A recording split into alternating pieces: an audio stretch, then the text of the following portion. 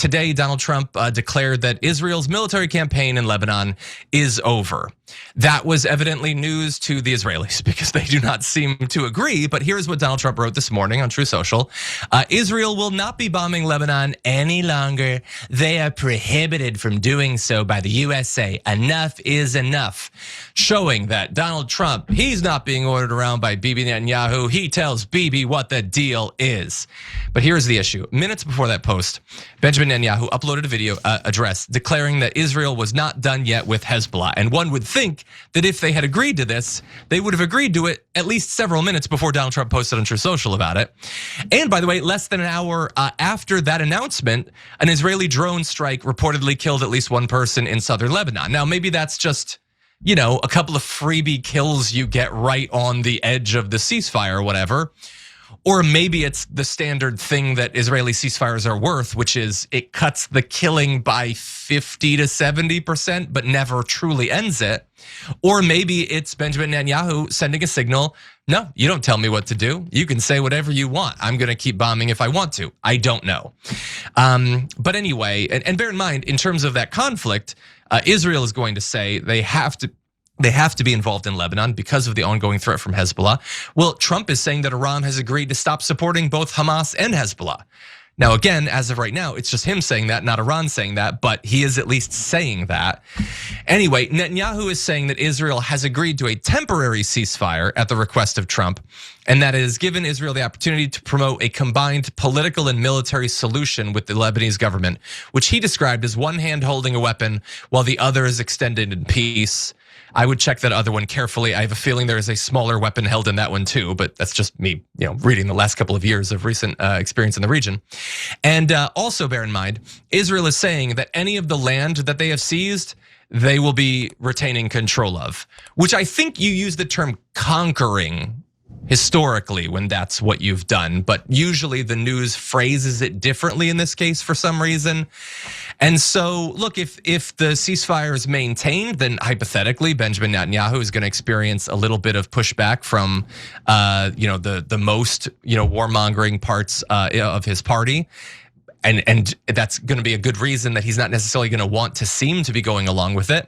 And again, Cenk, remember that there is a big disagreement between Donald Trump and Iran about whether this is tied in with the ceasefire between the US and Iran, where they clearly think that this is an integral part of that deal. But Trump repeatedly, Truth Social posted this morning that Lebanon's not tied to the situation with the Strait of Hormuz, which we've heard that before. And so that means that hypothetically, Benjamin Netanyahu still has the ability, if he wants, bomb Lebanon a little bit, blow up the entire ceasefire and continue the war that he doesn't want to come to an end anyway. And so I would love for them to stop bombing Lebanon. I would love for them to stop murdering civilians and kids, but I don't know that I necessarily trust that that's gonna happen. What do you think? Yeah, so this one's easier to discern than whether Iran and America are gonna come to a peace deal. So this ceasefire has 0% chance of holding. So Israel's gone and taken southern Lebanon. Hezbollah is never going to accept that. And so they did a 10-day ceasefire between Israel and Lebanon at first. And I'm like, yeah, the relevant party's not involved, Hezbollah. The Lebanese government doesn't like Hezbollah. They also are against Hezbollah. So it's like, and it's complicated because it's not like Lebanon is then friends and allies with Israel. Like if the Lebanese leader goes as far as just taking a call from Netanyahu, pundits and others in the country have written, that's it. He'll never win another election. That's how toxic and hated Netanyahu is in Lebanon. Now, having said that, without Hezbollah agreeing to it, it was useless. But then in a weird twist that made things a little, surprising, Hezbollah then agreed to the ceasefire. Of course, Israel violated it, but that's just normal. Like they violate every ceasefire. And you could call it fog of war, you could call it one last shot, but they'll take 8 more shots during the so-called ceasefire, right?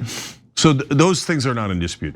So now then the real question is what's going to happen next? Well, Israel says they're not leaving and southern Lebanon is now theirs. Now you're not gonna see that in American media because American media is still pretending that Israel's the victim. I mean, it's just so comical. It's now getting to North Korea levels, right, of propaganda. Okay, so if Israel says they're not leaving, it's not like Hezbollah is gonna be like, oh, that's cool, keep southern Lebanon. No, that war will rage and rage and rage.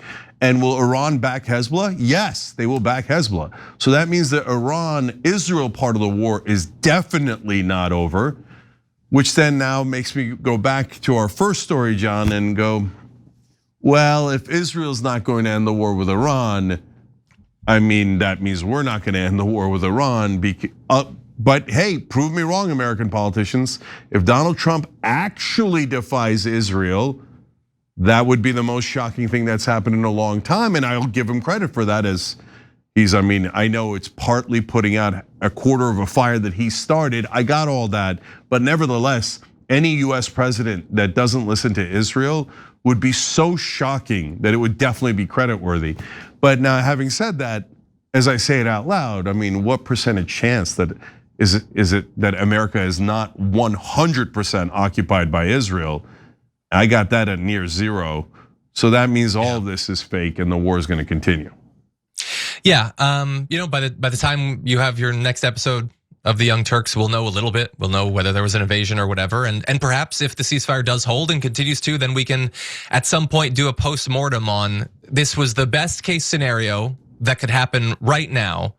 But we can talk about all that was lost and wasted in this stupid, totally optional, nonsensical, wasteful, deadly, stupid war of Donald Trump's that he's now berating us to give him massive credit for.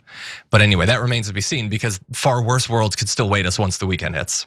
Every time you ring the bell below, an angel gets his wings. Totally not true, but it does keep you updated on our live shows.